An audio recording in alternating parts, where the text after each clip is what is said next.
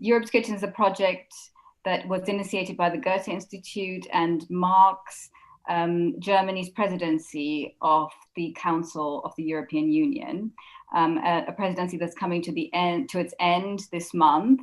Our events for Europe's Kitchen have been going since August. We started in Copenhagen, and we've been in 10 different cities with 10 different artists, thinking about Europe through the prism of the kitchen and ideas of hospitality and welcome.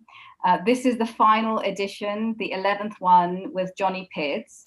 We are nominally connected with Munich, but through chance and various circumstance, the three participants in Germany are all in Berlin, which somehow seems very fitting, actually, in the context of Johnny's book, because Berlin is the city that he came to and wrote about. And I'm sure that will play a role here today. But no doubt what we say has resonances for all of Germany, all of Europe even. I'm really, really delighted that we have the chance to talk to Johny Pitts about his book. Well, we take his book as a starting point, Afropean. Johny Pitts is a writer, photographer, and broadcast journalist. Afropean Notes from Black Europe is his first published book. Johny, in his own words, was born Black, working class, and northern in Margaret Thatcher's Britain. His mother is of Irish heritage and his father is African American. In Afropean, he says, growing up between cultures made me more sensitive to notions of identity and belonging. And his book probes Johnny's own and indeed the reader's assumptions about these notions. Right from the start, Johny makes it clear that his book is forged by independent Black budget travel. It is an independent working class journey. He says, I worked my ass off for 10 years solid to afford the trip around Europe. And even then I ended up going heavily into debt to fund it. But the result is a rich prism of reflections from the point of view of what Johny describes as that rarest of creatures, the Black backpacker. So I will begin by asking Johny a few questions just to sort of lay the ground for where we might go later on in the discussion. And then our other two speakers, Teresa Koloma and Samir Sellami, will join in. I will introduce both of them now as well, because I think that when we launch in, we will hopefully get so caught up that, I wouldn't like to sort of forget in the sort of rush of the moment of talking. So Teresa Koloma is a sociologist studying globalization and everyday life under conditions of crisis. She's currently professor for the sociology of globalization at Bundeswehr University in Munich. And in January, she'll be moving to Helmut Schmidt University in Hamburg. She studied in Paris and Witten and received a PhD from Humboldt University, Berlin, for her work on everyday life in internationalized armed conflicts and post-war societies. She's done ethnographic research in Angola, Mozambique, and Afghanistan. And she regularly engages in exchanges beyond academia, collaborating with public institutions as well as civil society initiatives. Also with us today is Samir Sellami, who has a PhD in comparative literature and has worked in independent critical education projects with young refugees in Berlin, but is currently working as an editor at the Hamburger Institut für Sozialforschung. He writes book reviews, has done performative short essays on things like Critical Rave, Fred Moten, Simone Weil. Samir has just completed a new book called Hyperbolic Realism, a wild reading of Pynchon's and Bolaño's late maximalist novels Against the Day and 2666, which will hopefully be published by Bloomsbury in late 2021. So we will hear from those two in a moment. But to begin with, I'd just like to ask you, Johny, if you could tell us a bit about this notion, Afropean, how you came across it and why it appealed to you. Absolutely. Thank you, Priya. It's a real pleasure to be here. And thank you, Teresa and Samir and the Goethe-Institut and everybody else for making this happen under such strange conditions. But it's a real honor to be here. You know, Afropean, I'll speak on quickly, and then I'd like to go on to sort of this notion of the welcome table, which is really woven into my notion of what Afropean might be. So Afropean, first really emerges in the early 90s and was coined by David Byrne, the lead singer of a band called the Talking Heads. He was on tour with his band in Europe and noticed what he called at that time a reverse colonization. In other words, what I think he was trying to say is that, you know, there were black people in Europe, and it wasn't something that he was necessarily expecting, because blackness is not really exported. When Europe exports an idea of itself, blackness is not really exported with it in the way that it is in the United States. And so he joined up with a singer that he saw when he was touring called Marie Dawn, who was part of a group called Zap Mama. And together they coined this term Afropean to describe the fusion that was embedded in her music. She was, you know, of Belgian and Congolese descent, and so they use this term to not just describe it as like sort of a mix of two very different cultures, but look at that real blur of the two cultures that she embodied, especially within the music. As I started to think about Afropean, which initially to me was something that was very aspirational, you know, every time I'd see the word appear, it was connected to the music world or fashion, and it involved stylists and fashion photographers, and so to me it was something that I was striving for, you know, wanting to work my way towards. As I began to try and apply it to everyday life, it started to fall apart a little bit, and I needed to reconfigure it so that it might include, I mean, not just the narratives of somebody who might work as a cleaner in Paris, or somebody who works as a nightclub bouncer in Stockholm, but also include my less glamorous narrative as somebody who was born, you know, working class in the north of the United Kingdom. So yeah, I started to try and, if Afropean fell apart, then I started to try to put it together in a way that might not just be about the success stories of Black Europe, but also, you know, yes, the tragedies and the difficulties, but then really what I think is really important about what I'm trying to do maybe with the book is to try and really establish an everyday humanity. And I quote this hip hop artist Mos Def, where he has a lyric that says, you know, we're either niggers or kings, we're either bitches or queens, you know, these high and low superlatives of blackness. And for me, it was really important to share kind of an everydayness.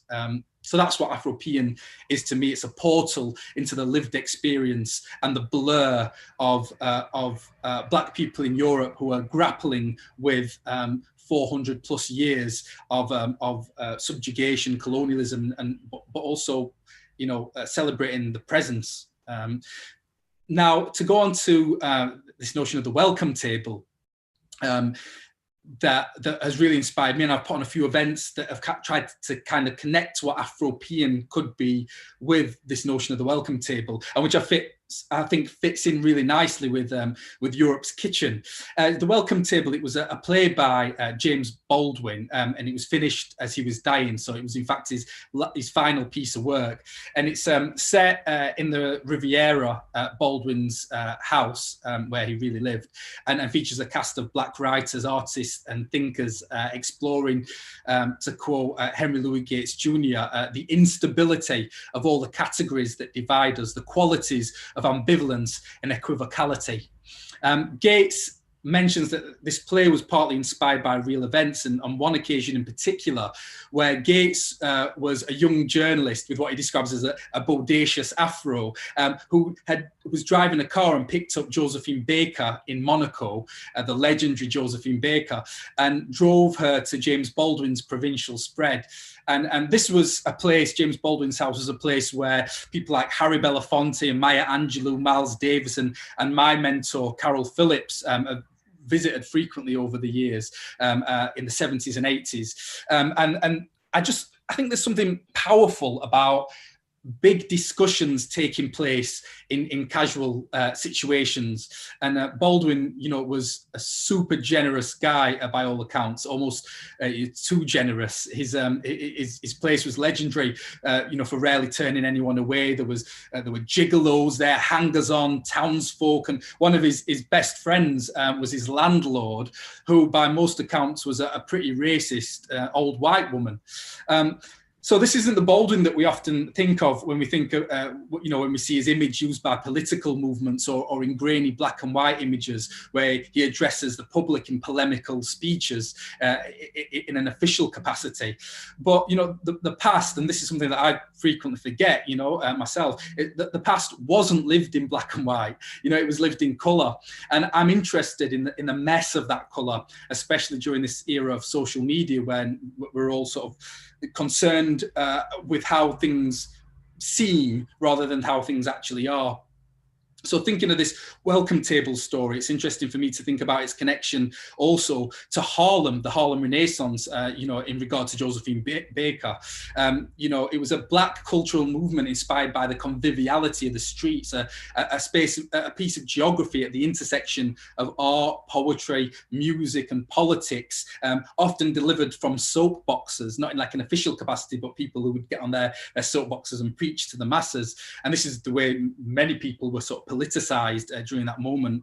And I noticed that very often in academia, the research done there often goes back into and empowers academia.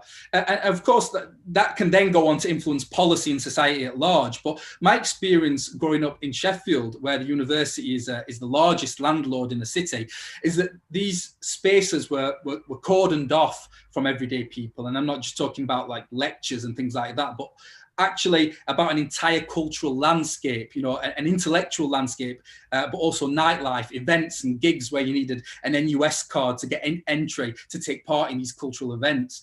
And I think of then the different kind of knowledge that surrounded me in my multicultural working class part of the city, the type that took place in a less formal capacity, eating with my Yemeni next door neighbours, where we'd sit in a circle on the floor, eat with our hands from the same dishes. And this is a place where arguments would take place, lively discussions where people could be outrageous with their beliefs and then kind of laugh about it afterwards. There was also the Jamaican barbershop where I got my hair cut from between the ages of about 5 and 25, where again people would banter and debate and then walk away as friends with fresh haircuts. And even the street corner where we'd hold ciphers, rap battles, where we'd tear each other apart with rhyming sentences, and then again walk away from the whole thing as friends. And for me, it's this type of tradition that I'm trying to work under, thinking about the empowerment of the group and of the everyday rather than the kind of individual who empowers themselves in academic spaces or official spaces.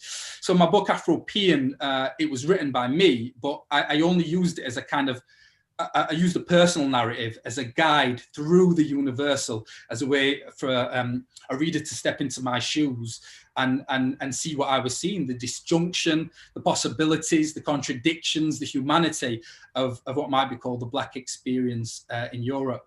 And it's important also to mention that, this book emerged out of a community that was held together by our user-generated website, which is afropean.com. And the knowledge of this community helped to guide me around the continent and put me in touch with community leaders and activists and cousins and friends, everyday people. I'd sleep on people's sofas because I couldn't afford always to stay in hotels. And these were people, that I didn't approach as interlocutors, but just as friends. The hope being that in the end people would take part in my journey and also then contribute to afropean.com. And that's why I top and tailed my book with an open call to readers to contribute to the website, so that the book, while it emerges from the community and then has its own moment, then it sinks back into the community as part of a kind of collective cultural archive that we're building together. So the welcome table, to me, is a space of casual encounter that or symbolizes a space of casual encounter that encourages informal dialogue and knowledge production. And it's one that was already under threat by right-wing politics and social media, but is perhaps more under threat than ever during this coronavirus pandemic, where the opportunity for us to cross paths in more natural ways is being taken away from us.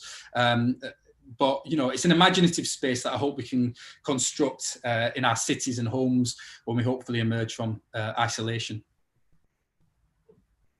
Thank you so much, Johny.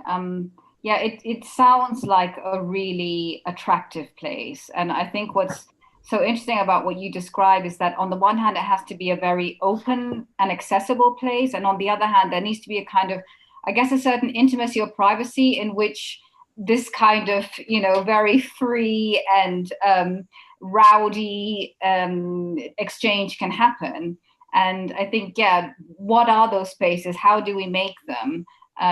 That's a question that is really worth thinking a lot about, and something that I guess looking at Europe through the frame of the kitchen, through this project, has opened up, because the discussions are different depending on where you're speaking from, and having this kind of very ordinary, kind of mundane space of the kitchen table is one way to just shift the way we are together and the way we think about things.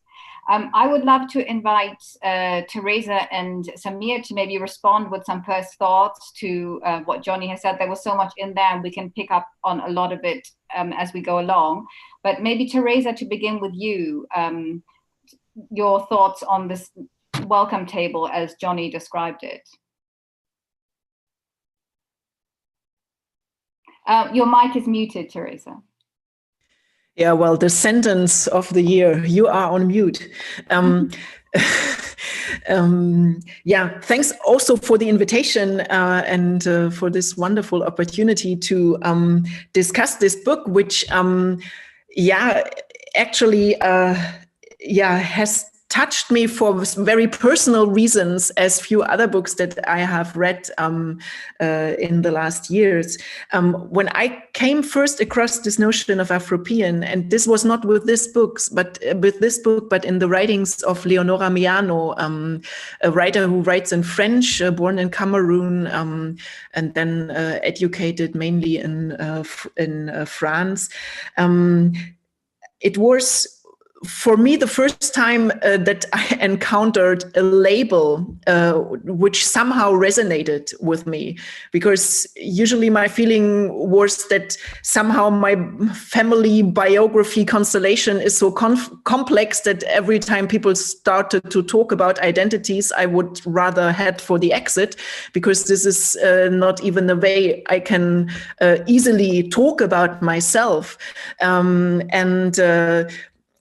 This notion of Afropean was actually the first that somehow made sense in view of my own condition. And for me, it contains actually the promise that, speaking from a European perspective, that somehow Europe awakes to its post-colonial condition. So somehow this word describes something that is already there. Of course, it is also, in a way, bringing this into the debate is has a utopic quality, but actually it describes, and this is what the book then so wonderfully shows, it describes a reality that is there, that has been there for a long time. It's just that it hasn't been acknowledged yet. And so for me, the notion is political in this sense. It is also historic, which I find very important and also interesting. And what the strength, the way it is of this notion is presented in the book, the strength for me is that it's really presented as an experience. Because maybe relating to discourses about racial or ethnic identity, which made me struggle most to connect to them, was that I always felt there are the experience of Blackness in Europe for many people, I think not only myself, is never one that takes place chiefly in Black communities. So the historic condition of Blackness in Europe is different from the one that we find in the US, because the historic trajectories are different. So many Black experiences in Europe are somehow related to mixed race, mixed heritage, family constellation, friendship circles. I feel that this notion of Afropean in terms of an experience is able to capture this. And this also brings me to the idea of the welcome table, because the welcome table is also, or the kitchen table, this simple, the simple thing where we sit down to eat, and then if the food is good and our mood too, then we start to discuss. This is actually a kind of space that is needed, maybe in Germany more than in other places, to develop this debate about these particular constellations that we find in Europe. So I think we need it as a place to make up our mind to better understand what is this post-colonial condition in Europe that is which is not divided in parochial communities that are can be easily defined in ethnic terms, but is characterized by interlacing, intersecting circles and networks. And so for me, actually, the Afropean already, the notion of Afropean has this welcoming notion in it, because it is a term which is not only about me, but it's also about the family that I come from, which half of it is Prussian. And it's about my kids who do not all look like me.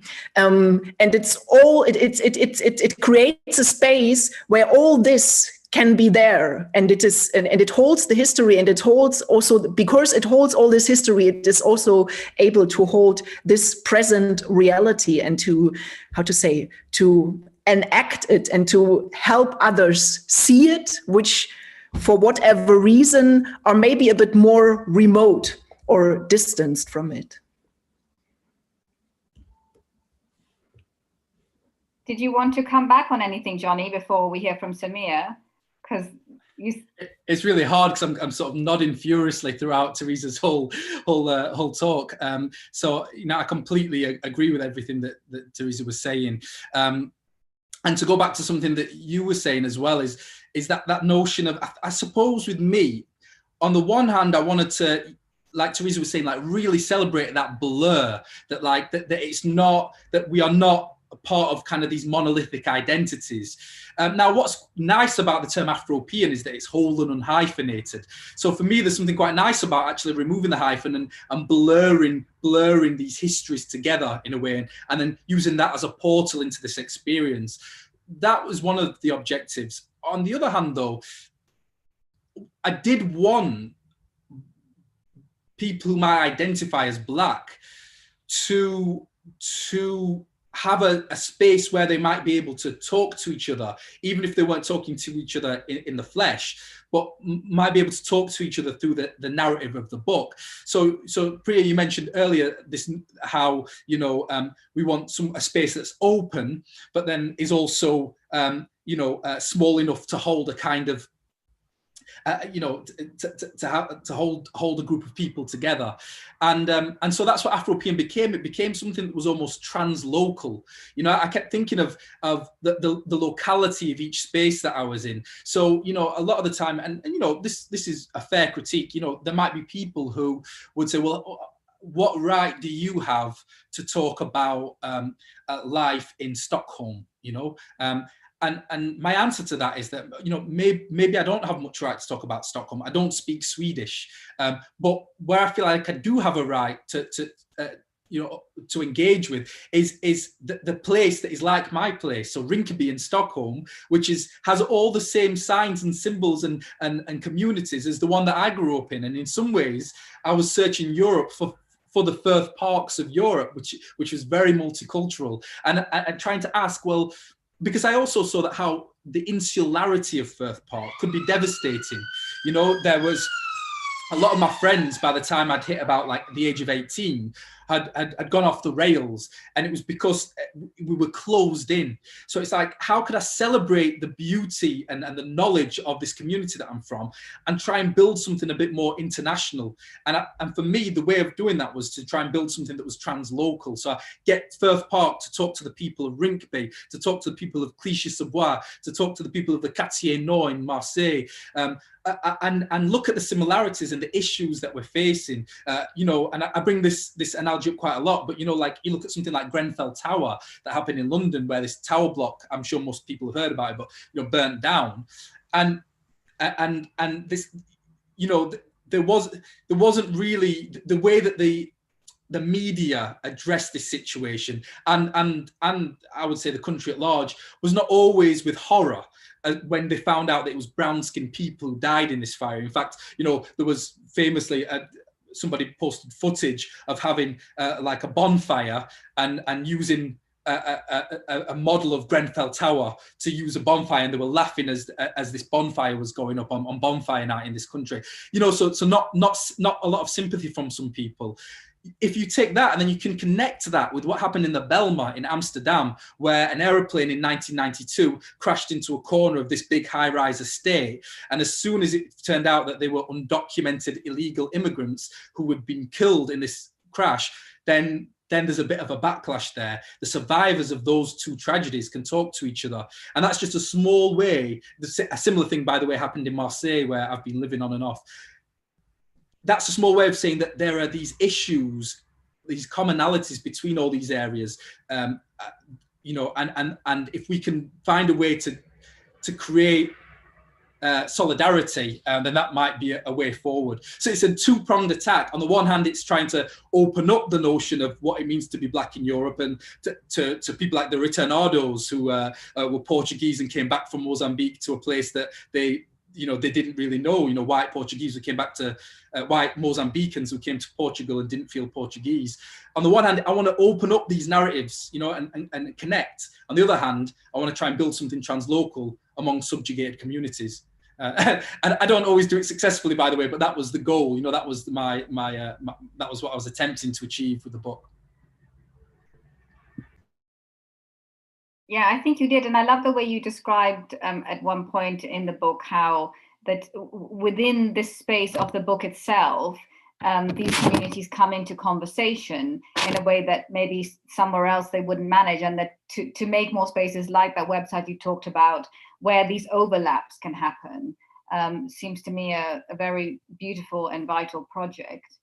Samir, we'd love to hear from you as well. Well, hello, everybody. Thank you, Priya, for the lovely introduction.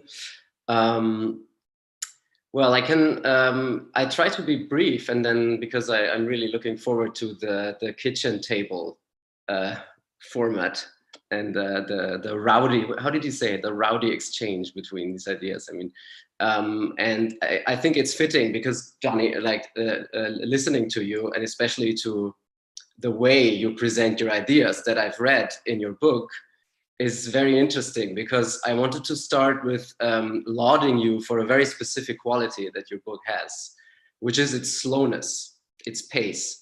And maybe I just read a quote. It's from the beginning, right? First chapter, I think you're in Paris. I mean, after you started your journey in Sheffield, right? And there you say, so I learned the lesson of slowing down in order to tap into a new big city frequency. Various tempos reveal different realities, and very often Europe's black workforce inhabits the liminal terrain I just experienced. As cleaners, taxi drivers, porters, security guards, ticket sellers, and nightclub bouncers. They are there and not there. I knew of this world already, of course. I'd been part of it in the past, but had never before thought of it as an invisible world through which white Europe blithely passes without ever really seeing. So thank you for this beautiful paragraph. And I think this is one of my main pleasures I had with the book, that really you're slowing down, and it allows us to tap into this experience, but also into an experience that is more than just the people you meet and the and the literature you read, and the things you see, and the things you research, and the things you remember, and also all the things that you don't see, because for example, the Berlin episode is quite uneventful, although you are on a protest, but the protest is, since we're in Berlin, very uneventful. And then you go to Yam and hang out with the people who smoke marijuana all the time. So, and you don't go to, for example, an amazing art space in Wedding, Berlin-Wedding, where I'm right now, sitting right now, which is the Savi Contemporary Gallery. Or you don't go to Ichon Tichon, which is just around the corner, an amazing cultural center, education center of so-called Afro-Deutsche or Afro-German culture, if you want. And I'm almost sure you might have not known about these places, or you probably know now. But it's very nice to see also that you just go with the flow and sometimes miss a few things. So it's not this kind of overperforming, spectacular multiculturalism that we might know from some, some formats. But it's a very slow and empathetic way of seeing the world. And I mean, you coined this term of the Afropean flaneur, and it seems to me also that it's also kind of a counter figure to something, to a more superficial, let's say a digital nomad identity or something like that. So there would be more along these lines, but I will just stop here and then see what everybody else has to say. Yeah, no, absolutely. Thank you, Samir, for bringing up the absences in the book. And it's kind of, I begin the book actually by trying to mention quite a few of the absences. Jacques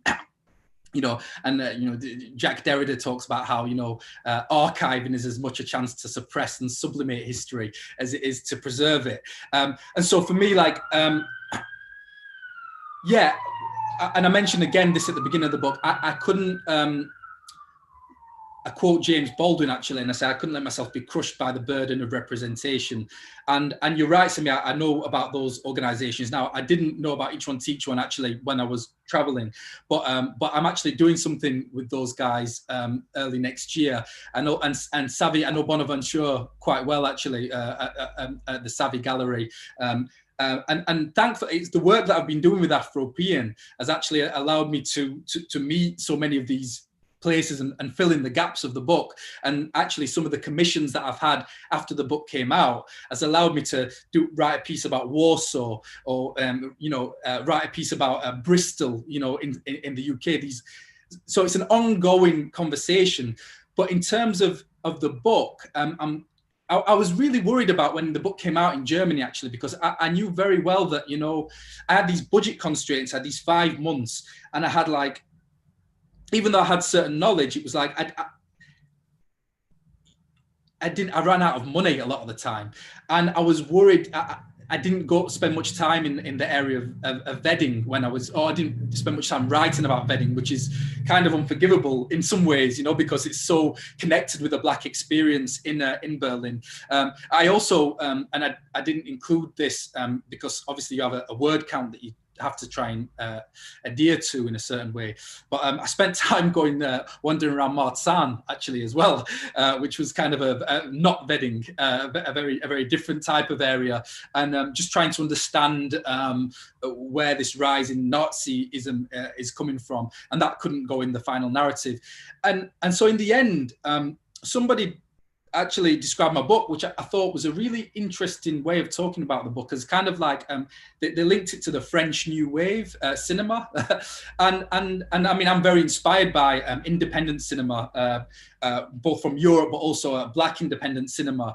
That sometimes I kept having arguments with my editor where she was always searching for the argument, the point I was trying to make, and we had these arguments, and by the end she was saying, I sort of kind of now realized that I'm trying to lead you down these roads of constantly trying to make an argument, whereas I actually need to just let you go off on these tangents sometimes. And also I think she realized that, the Berlin chapter is not really about Berlin. It's as much about Ethiopia as it is about Berlin. You know, it's as much about Namibia as it is about Berlin. It's as, you know, and it was the same everywhere else. You know, Stockholm, it was as much about Tunisia as it was about Stockholm. So while it was important for me to tell as much of the as much history as I could and try and document the communities well that I was passing through, I also needed to let the book float a little bit and stay human, because, you know, if somebody's looking for that stuff, and again, this is what I try and encode in the architecture of the book, there are far better scholars than myself, especially in somewhere like Germany, that could tell you the history of Germany. In fact, there's even a guy at the University of Sheffield who's not German, who I just spoke with, who's a brilliant historian about you know, looking at the history of Black communities in Germany. So my hope is that the book is in some ways an entry into thinking about Black Europe, and that, of course, if you want to know more about being Black in Holland, you'll go and you'll go and read Gloria Wekker or Philomena Essed. You know, this was as much a travel book as anything else. What I think is very interesting about, I'll come straight to you, Teresa, just quickly responding to Johny, and this question of absences, and also that your task is a different task to, you know, to one of really very deeply and very rigorously documenting the histories of places. But what's interesting is how you caught, I think, with that brief, I don't know how long you stayed in Berlin, but it feels brief in the context of the book. You identified certain very critical things about this country. And I found that very striking. So on the one hand, with that Antifa demo, this kind of very, I think something that I find quite prevalent in Germany, which is to show that you're on the right side, that you know that you stand with, you know, justice, and this kind of and performing that in a very public way. And on the other hand, these major blind spots in the country's acknowledgement of its colonial past. And you tell one story in that context, but I mean, in more detail, the one about the French troops. And I thought that was very interesting, that even sometimes actually you see things very clearly because you're there for the time that you are, because it's not an immersion where you really try to, you know, see everything and tell everything. You're muted. No, thank you. I mean, that's what I wanted to do, is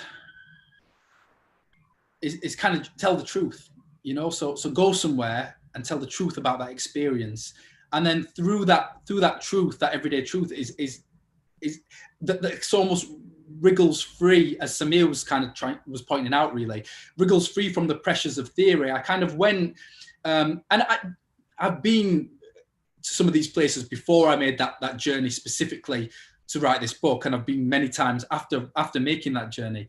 But for me, it was to try and tell the truth of this journey and plug in some gaps.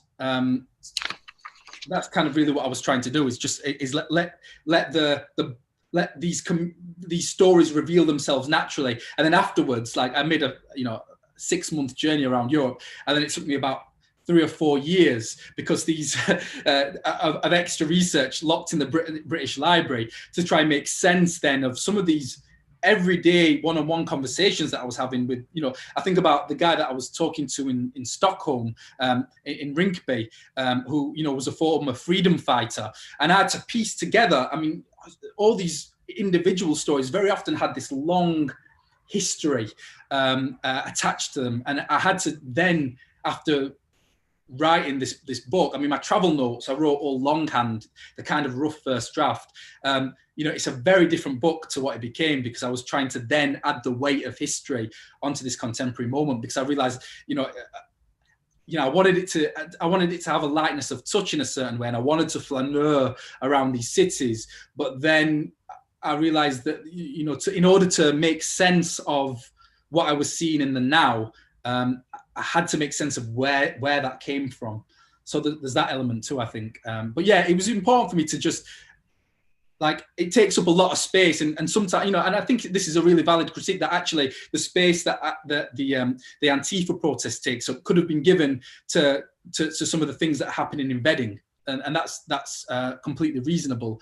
But, you know, this Antifa march happened on my journey while I was there, and it brought up certain things that was connected to my notion of being Black that I felt like I really needed to explore, and that I felt like I could explore maybe better than trying to shoehorn something in, you know, just for the point of researching it. That it was where my interest lies. Sorry. Teresa, unmute. I just wanted to come back to the absences because, I mean, as a sociologist, I work ethnographically, and ethnographers believe in the heuristic value of chance. So we call it serendipity. And what I find so interesting, that just for the German case, by not going to the places people would have pointed you to, if you would have asked someone, oh, where do I find Black life in Berlin? Maybe people wouldn't have sent you to Friedrichshain. But by not doing this, I feel this in this chapter, you have discovered essential problems of the Black condition in Germany that most probably you wouldn't have discovered if you would have gone to these beautiful, already settled multicultural spaces. So to me, it was, how to say, it captured much of the beginning of the chapter, captured much of the Black experience in Germany, also in the sense of an absence. The chapter begins with how you somehow become part of a demonstration, which is somehow left-wing and also against racism. But it is, you describe how you are a bit confused because it's all white people, white youth engaging in this protest with their whole heart. And I think the question that are raised here are very valid if we look at what does Afropean actually mean in a German context. So the question, where is the Afropean, Afro-German, Black, whatever you want to call it, community in Germany as a possible politically relevant collective or collective actor?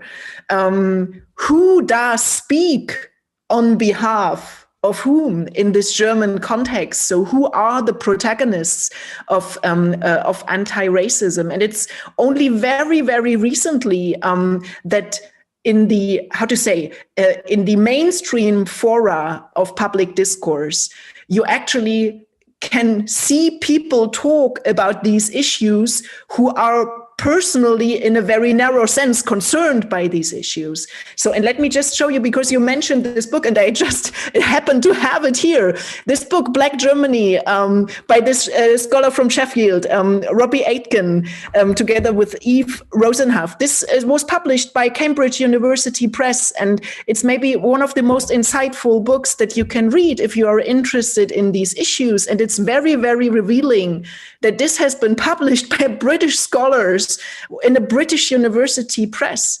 And you will find it difficult to find equivalents in the German sphere. There are books about this, but they are not published by what would be the German equivalent of a major university press.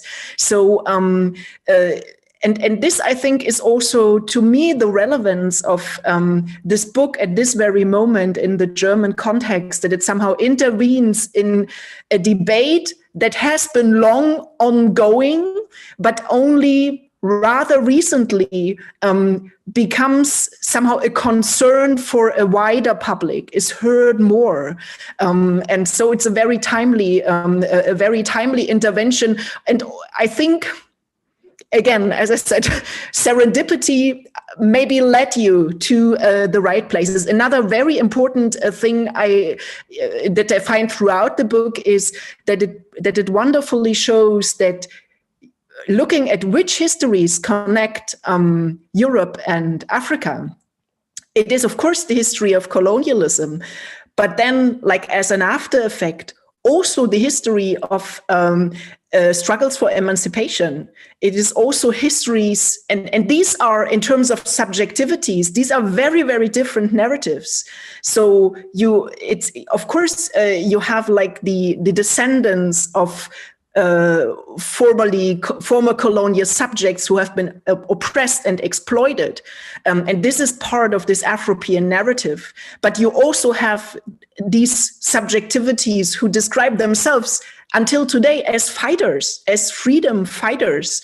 And this is a source for a different kind of discourse, which is not a discourse of victims, but in a way a discourse of victors, if I want to put it a bit, maybe what is the word? A bit with pathos. But I think these showing that there is this, this variety of experience, which are not only experiences of oppression. It's really important to somehow also broaden the discourse and to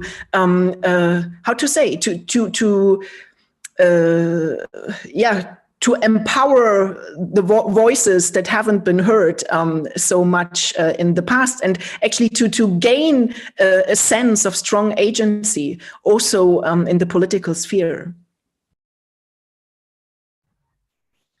Yeah, no, absolutely. It's quite interesting that, I've got some friends, who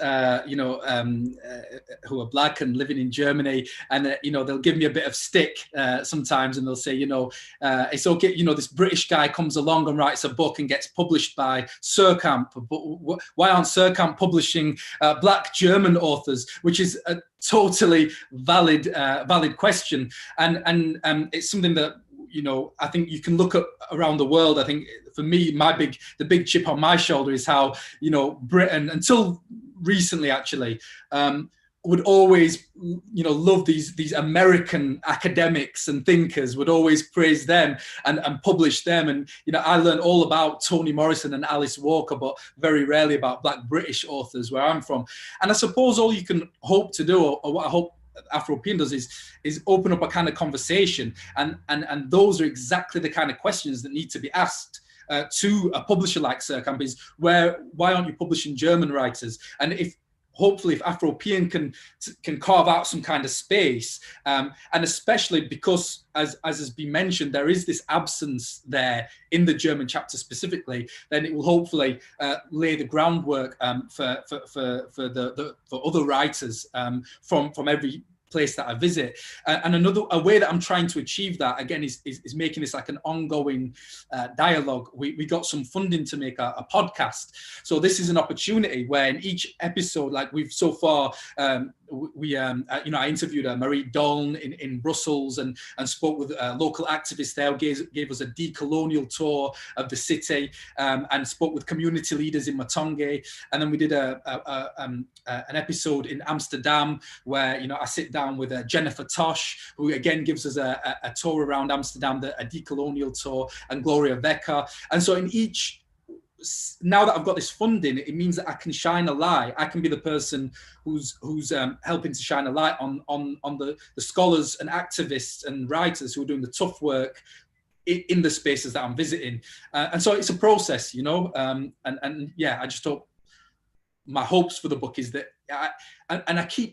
it's a really difficult one, because I keep wanting to move away from me being Mr. Afropean, because I didn't coin the term to start it off with, but it's really a group of people anyway who we started the website, and I'm really keen for this book to now lead.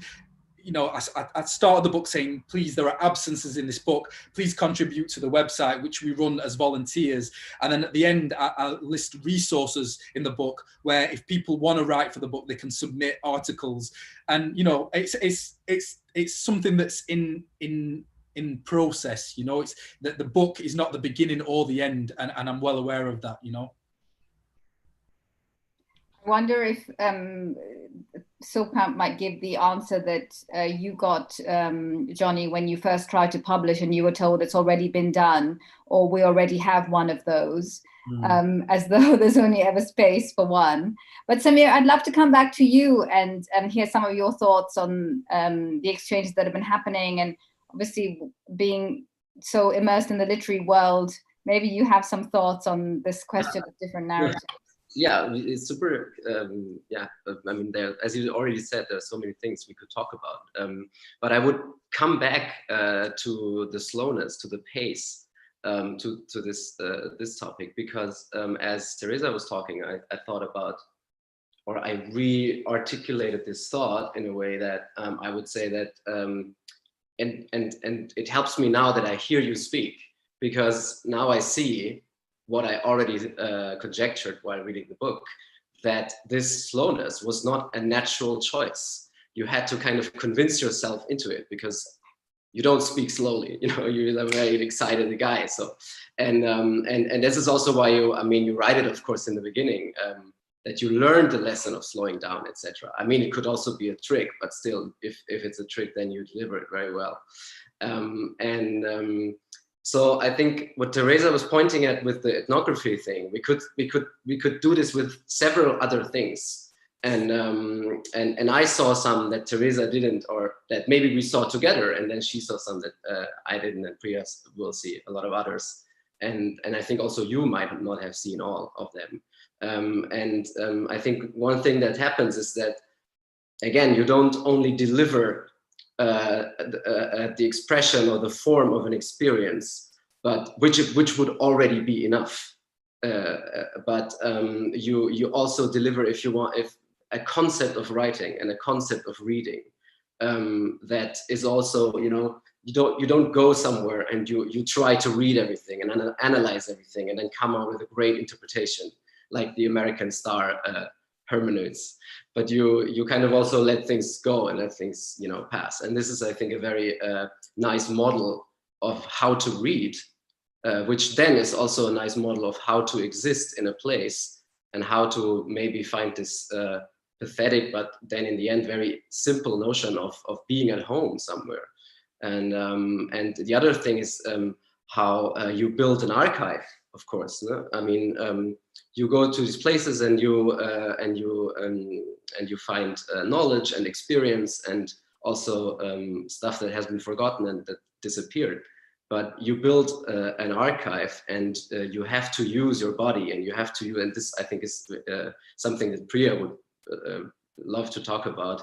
You have to use your smell and your taste and all these kind of senses that are usually a little bit written out of our culture and written out also of our text and of our writing and of the way we read things. So again, I would just say that there's so much interesting stuff on the level of the experiences you recall and you find and you have and you share. But then there's also so much about the, let's say, techniques and the ways of being in the world and the ways of producing, the ways of world making that are embedded in these kind of experiences, which are always more than experience. And then also in the end, you find out things that other people won't find out. So also the experience gets richer. Thank you for bringing it back to that notion of slowing down, actually, Samir. Because yeah, it's really great that you noticed that. And as you've noticed, I am somebody who's quite passionate, and I'll go headlong into things sometimes. And I believe in action, you know. And I think with this book, I decided, you know, I'd reached a bit of an ebb in my personal life anyway. So it was almost like I was going through some kind of personal breakdown anyway. But I kind of went so confidently into Europe, thinking I knew what Europe was and thinking I knew what blackness was. And it was right from the beginning. You know, you mentioned Paris. It is from that moment of getting off the Eurostar and just trying to slow down, but also just knowing that, you know, blackness can't hold everything together all the time in the way that I thought it might when I go on this tour of Black Paris with the African American contingent, you know, and they're turning their nose up at, you know, at the people in Chateau Rouge, the Afro-French community. So it was suddenly everything became like an abstraction, and I had to find a way to navigate through these very suddenly very, very abstract notions of what I thought was so solid before, you know, in my sort of naivety. And I did that, you know, in the end, yeah, by slowing down, allowing a bit of ambivalence to creep in. And also being very inspired by the sociologist Paul Gilroy, who I know that he's spoken on one of these events actually for Europe's Kitchen. But I really am interested in his notion of Black vernacular culture and the way he talks about how sometimes Black struggle and knowledge is encoded in Black literature in sometimes very unusual ways. So he talks about, you know, James Brown yell. Why is that so powerful? Well, it's because like it's an expression of the inexpressible suffering of the Black experience, which to me is just amazing. And the more I thought about trying to share knowledge, the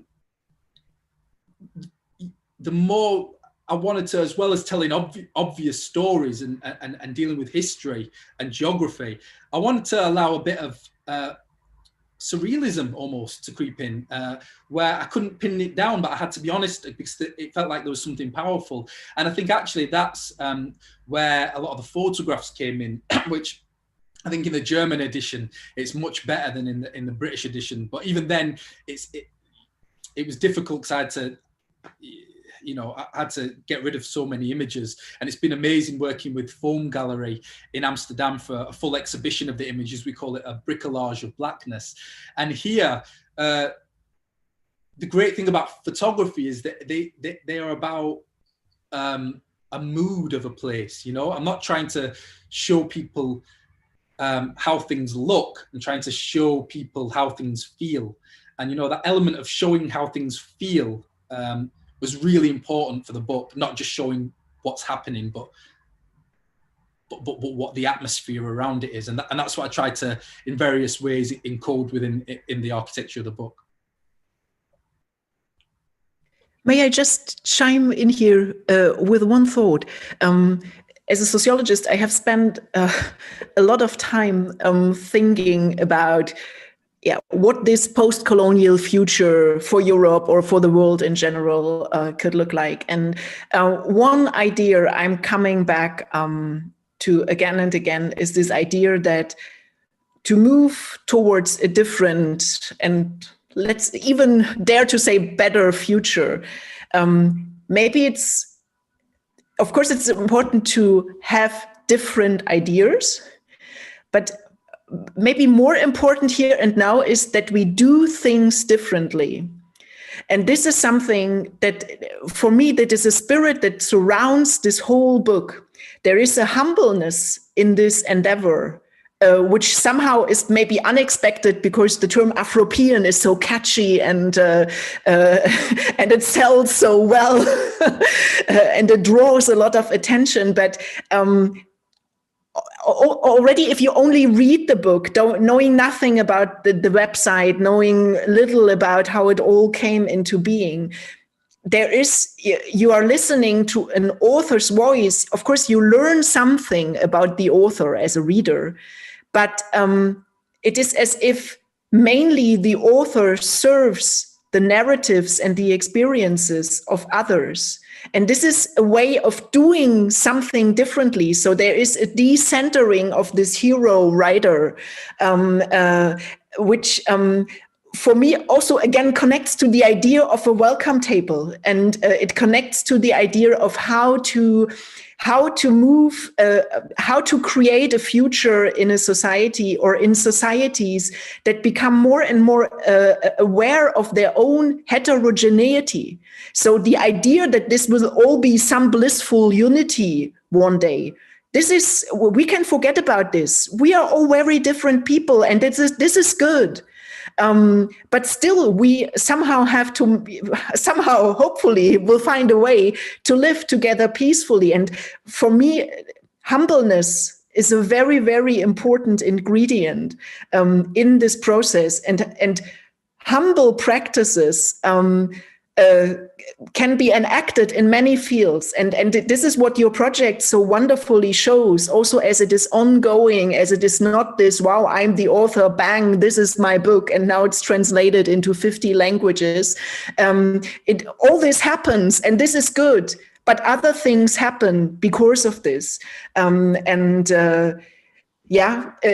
I think also in this sense, for me, it was one of those readings that actually for a moment nourished this thought that maybe something better is possible, and doing things differently in the present, and meaning also doing things with other people, sometimes only with other people in mind, because all the authors you cite, all the people you cite throughout your book, and maybe sometimes with other people in practices in life. I think this is very important, and you show this throughout the work, and this is very touching.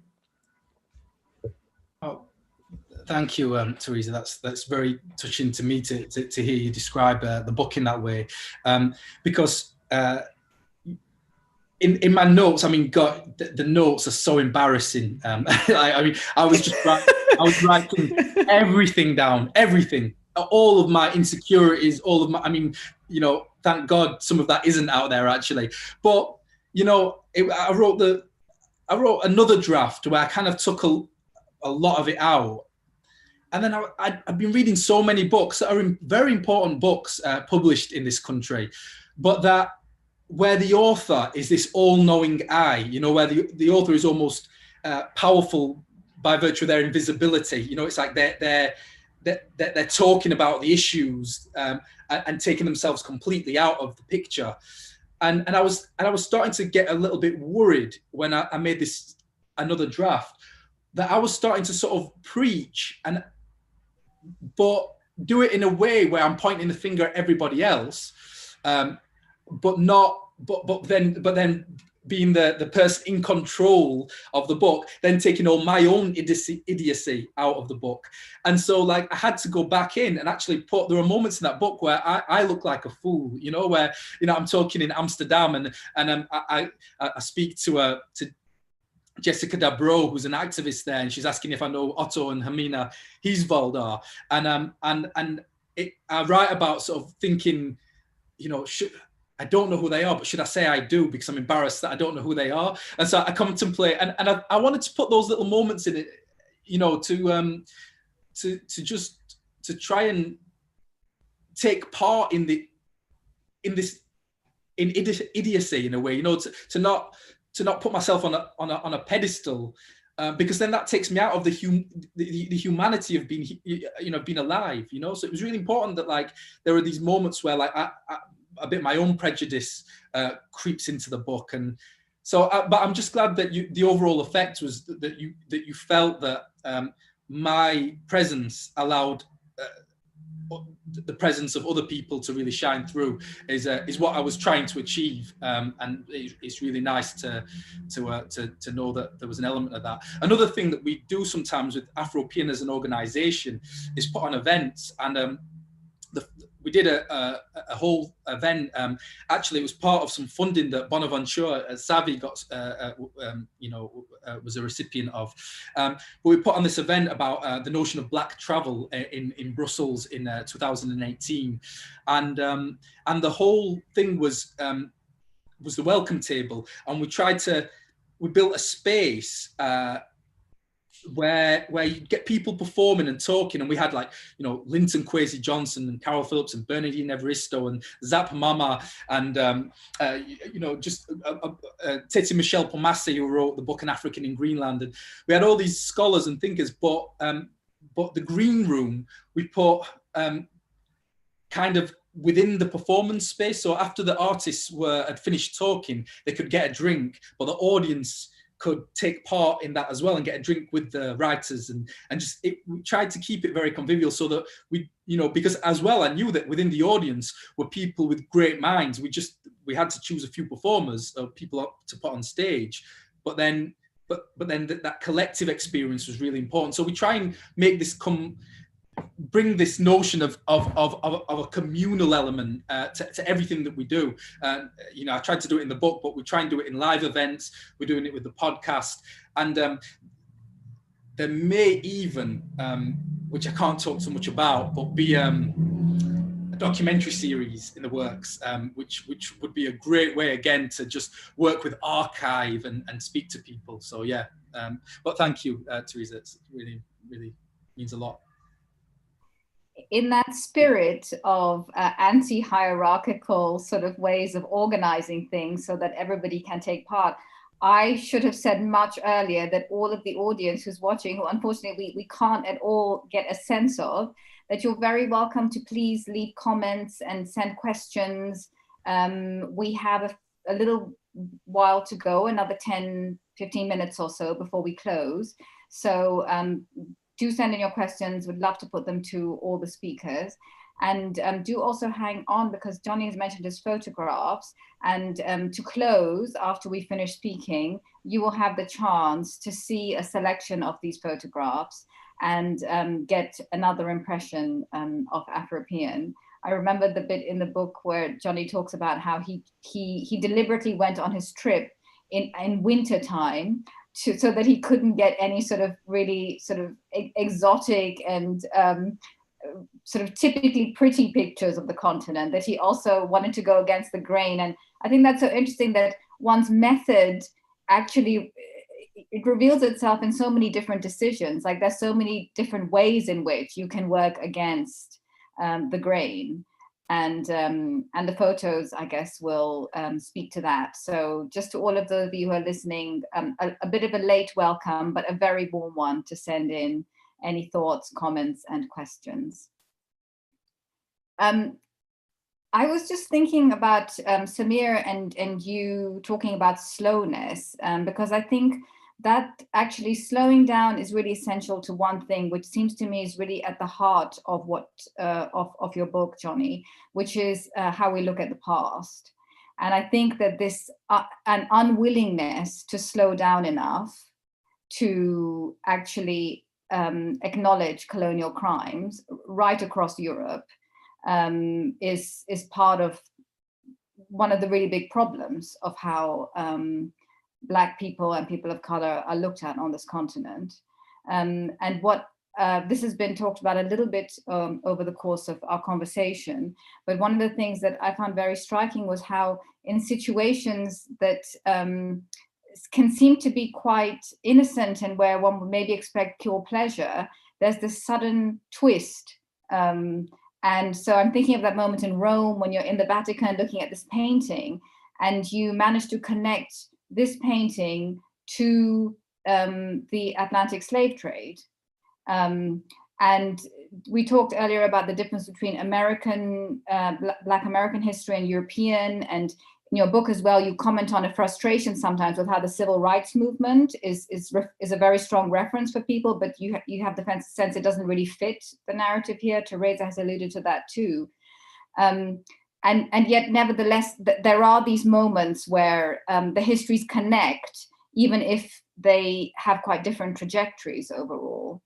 And I'm wondering about, on the one hand, this effort to create spaces for these new narrations of how Black culture is in Europe today and has been for a very long time. And at the same time, this necessity at a state level, I think, to recognize that there has to be another official historical narrative as well. And what would be the ways in which those two things intersect for you? Or, I mean, for all of you, I'm interested in your response to this.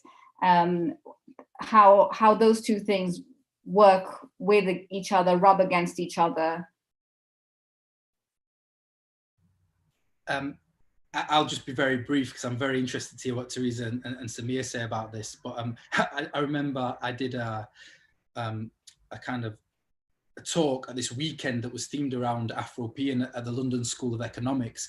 And what was interesting about that is you had students from various kind of disciplines, and somebody who was working or studying to be a lawyer asked me, some of the ideas that I have about what multiculturalism could be, how could they then apply that in terms of policy? And my answer was, that's your job. So like I feel like we all do our bit, and for me, I'm working in, I guess, a cultural field and trying to propose and trying to show what has worked and hasn't worked. But I feel like that it takes people from so many different disciplines to get together and work out. I don't know exactly how the European Union, the ins and outs of the European Union, and it's on other people who maybe do, to try and think about how we might work together. And we have to be careful, because in the United Kingdom, we had, gosh, how many years was it now? It was 11 years of Tony Blair, and then I think 13 years all in all of New Labour, who tried in lots of ways to do exactly that, is trying to make multiculturalism something that was sort of a brand, or that was official. And I think it failed miserably. And actually, when I look at New Labour and I look at my own experience in Sheffield, which was like a Labour stronghold, and loads of money got pumped into Sheffield because it was a Labour stronghold during those years. And I look at civic life and I look at the Black experience, it was all shut down. So like all these meeting spaces, I mean, the cultural theorist Mark Fisher talks a lot about this, of how, at the end of the 90s, you have, or in the middle of the 90s, you have drum and bass gigs, you have these spaces of multiculturalism where, there's drugs, it's not pretty, and that all gets, and there are pirate radio stations, and then when Blair gets in, that all gets shut down, and then subsidies are offered, and it all gets turned into these official spaces, and it completely destroys everything that he was supposedly trying to champion. So I don't have the answers, but I have questions, but I'd be interested to hear from Teresa and Samir. Teresa, do you want, Samir, you're please go ahead.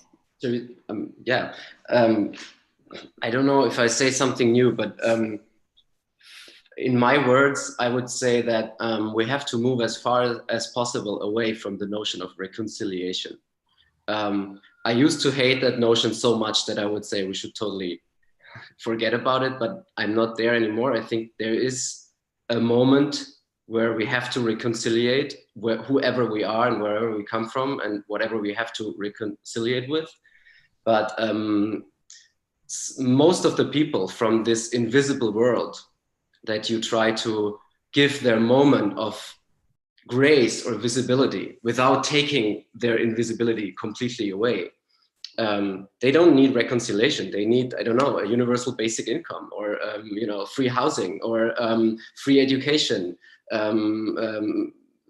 These support for their community, for their communities and for their community spaces, and scholarships, and then in the end, maybe we can think about reconciliation, or we can make our peace with all these contradictions and all this history of violence that is embedded in the political system, the social system, the infrastructures that you talk a lot about in your book, and also art.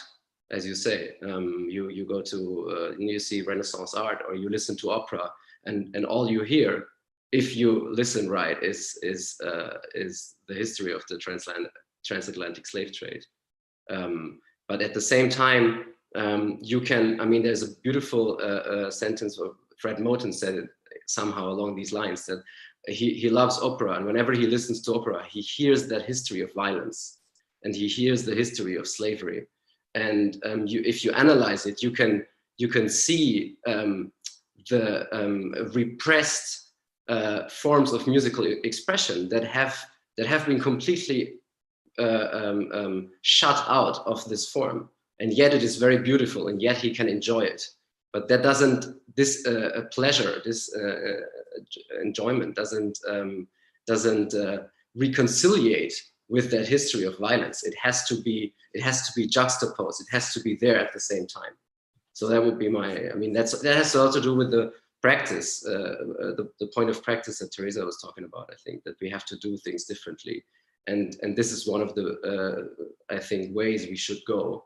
But I mean, the general environment, the general situation of the world is not looking very well. So we have to find the resources for these endeavors somewhere else. Then, how much do you think neoliberal capitalism plays in that? Because I think of, again, to quote Paul Gilroy, he talked about, especially for my generation who were born in the 1980s, how there was a war on the imagination. You know, you have Francis Fukuyama's notion of the end of history, and that Western liberal democracy is the only route forward after the collapse of the Soviet Union. And I think that sometimes plays a part in stopping people from trying to do things differently.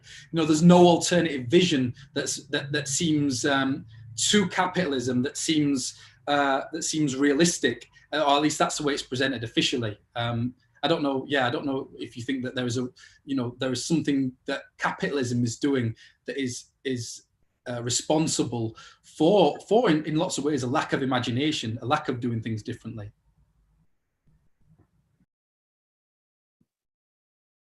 Teresa, would you like to respond? And then I might go to an audience question. Yeah, I think capitalism has a lot to do with the problems that we are discussing here, or I would rather say socioeconomic conditions. I think my own uneasiness with notions of multiculturalism has to do with the fact that I have more and more the feeling that cultural or symbolic policies have become a substitute or a kind of a distraction for problems that have a very, very hard material core. Yeah, well, let all the minorities can now, I don't know, talk in public and express their grievances, and then we hear their voices, problem solved. But here I'm absolutely with Samir that this is not at the heart of the problems we are dealing with. So the history of colonialism, this is not about bad feelings that some people in society have, and this is why we have to talk carefully in their presence. So this has nothing to do with this is not an effective thing. This is about very hard material realities. I mean, these are histories of exploitations that have shaped economies of whole countries, south and north, and these are questions that need to be addressed. And I think I would always prefer to address them in the framework of notions of, for example, justice, but again, thought not so much effectively, but rather very normatively and strict. But I also think that there is work to do in the symbolic realm, because part of the legacy of colonialism are not only socioeconomic injustices, it is also still part of the structures of knowledge that we have and the structures of certain practices that we have. So once we become, sensible to these questions, I mean, I see this, I work in academia, I see this all the time, how much the knowledge of my own discipline, sociology, is infused with a colonial legacy, starting from the fact that the notion of society classically was only applied to places somewhere in the global north. So that sociologists started to consider society somewhere south. This is only this is a rather recent movement and not yet very widespread. So there are also issues to be addressed in this realm of the symbolic, where the structure of knowledge, the structures of subjectivities are formed. But also this is not about making people feel good, but this is thorough analysis of the historical processes that shape different aspects of our realities, and then looking at how, in whichever field we are working, we can contribute to a transformation of these structures. Yeah.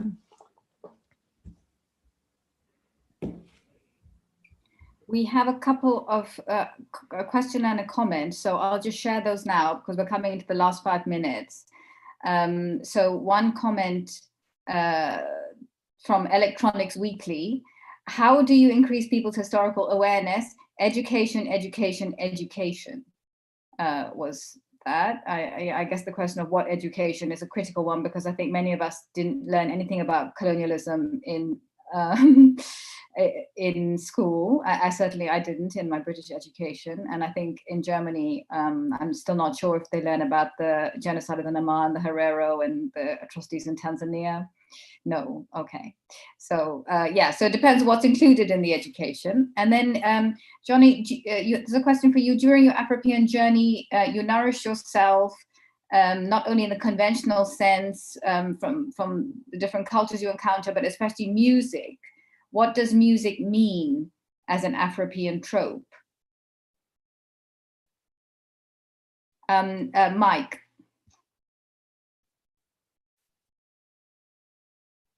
Oh, it's still off, Johny, sorry.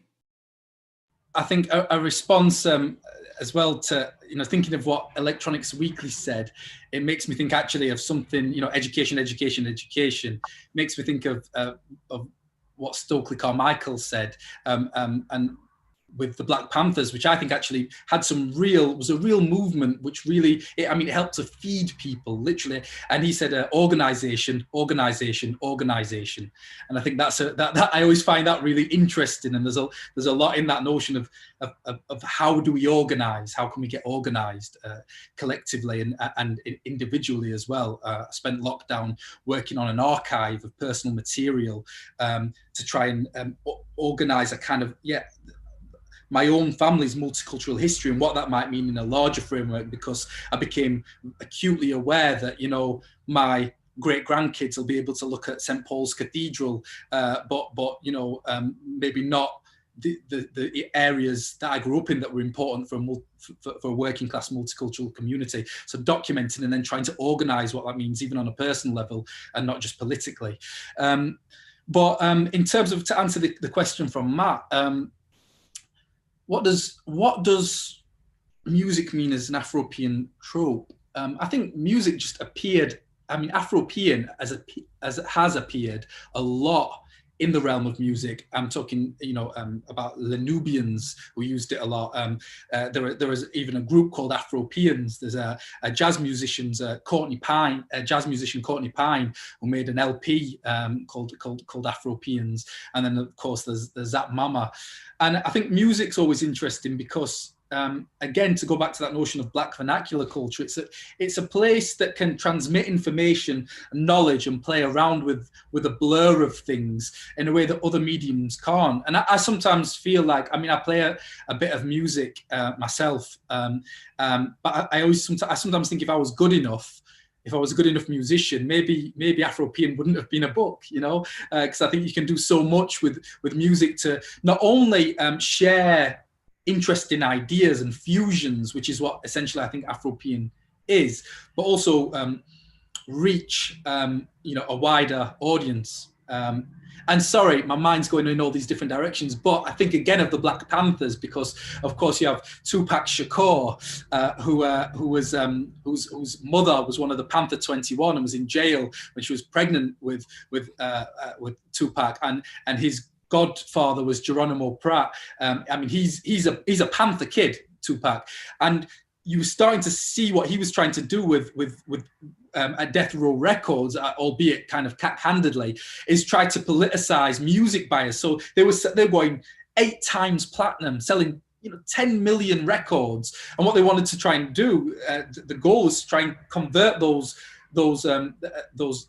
sales into votes, and so I think there's something to be said. Talib Kweli says I speak at schools a lot because they say I'm intelligent. No, it's because I'm dope. If I was whack, I'd be irrelevant. And so I think music has this ability to cross cultures and politicize people. And we saw that in the 70s, when Eric Clapton was giving really racist comments, saying that how wogs and black people should go home. You have another group of musicians like the Specials and the Clash who would get together and put on a festival that I think really had an impact on a certain generation of not just black kids, but white kids, So music has a huge cultural role to play. And I think, it's certainly important in my notions of what Afropean means.